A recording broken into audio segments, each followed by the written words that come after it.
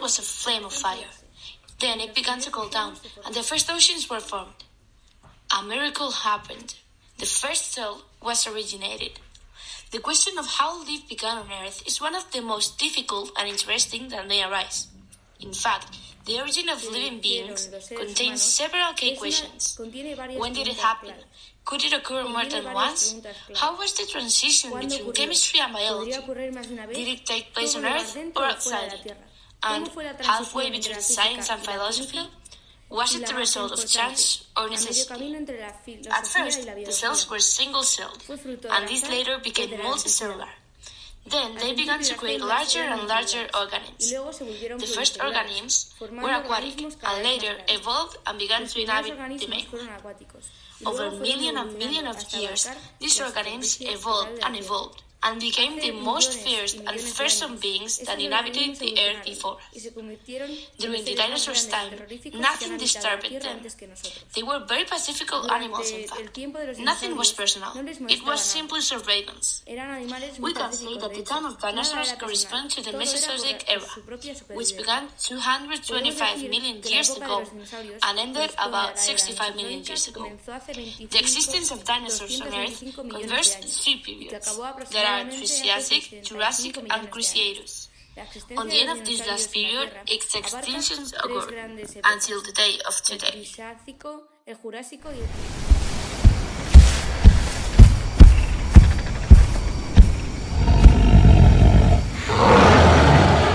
Archaeology is the science that studies, describes, and interprets ancient civilization through monuments, works of art, utensils, and documents that have been preserved until now.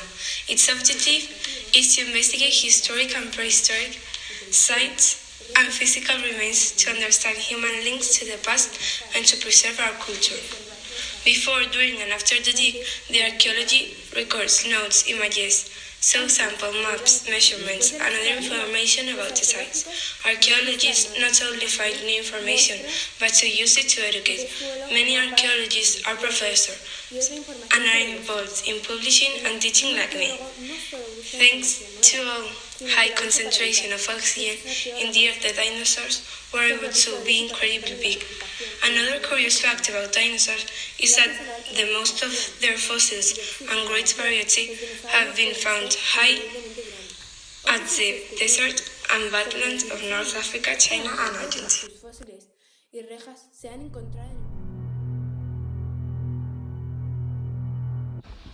Suddenly, about 65 million years ago, more than 75% of the species became extinct. Without any reason, nor a previous warning, a meteorite hit the Earth, creating such an explosion that everything in a radius of hundreds of kilometers disintegrated. All large species died instantly. If it was not because of the explosion, the gases that were produced by it ended with them. Only small insects and rodents were the ones who could save themselves from the worst part. Meteorites are composed of rocks and metals, especially iron and nickel.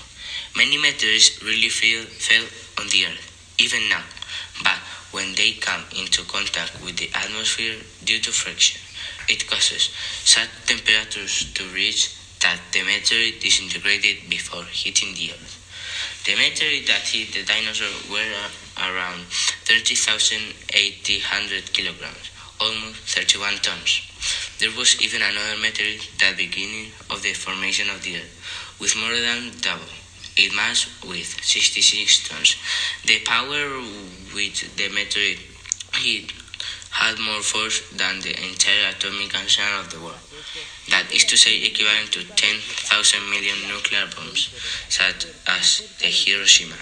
He expelled so many gases that sunlight didn't reach for 10 years. The real cause of the extinction of dinosaurs? It is true that it's greatly influenced their extinction, but recently we have discovered more reasons for the true extinction of dinosaurs. For several days before the impact of the meteorite on the volcanoes of the Deccan, that is to say, on the opposite tip where the meteorite fell in Mexico, the volcanoes erupted massively. The problem was not completely the lava that was expelled, nor the stones that were thrown, but the deadly gases. that was produced were really a problem. The gases that the volcanoes produce, as well as absorbing the surrounding water, were highly fatal and harmful.